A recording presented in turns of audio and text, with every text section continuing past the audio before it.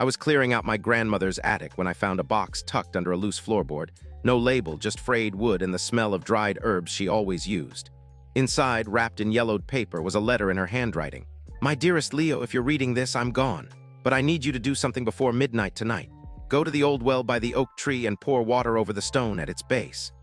I'd never seen that well. The family had abandoned it after a storm years ago. But the letter was specific. The oak in the backyard, the stone. My grandmother had been sick for months, but this felt like her last act of love. I went out there with my water bottle, heart hammering. The well was gone now, just weeds and cracked concrete where the stone should have been. The oak tree stood there, roots gnarled, moss covering the stone at its base. I dug it up with my hands, cold earth biting through my gloves. Then I poured water over it, exactly as she'd written.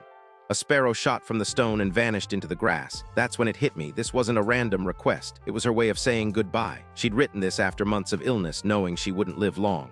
"I'm sorry I couldn't be there for you," asterisk she'd added in the margins, "but I hope you'll remember me by doing this."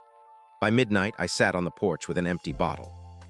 The sparrow was gone, but something shifted inside me. For years, I'd been angry at her, how she didn't fight harder when she got sick, how she died before I could say I loved her. Now, the weight of that anger lifted. Every time I saw the oak tree, I knew she wasn't gone. She was here in the quiet love she'd given me all along. The blue jay landed on my shoulder at midnight and flew away.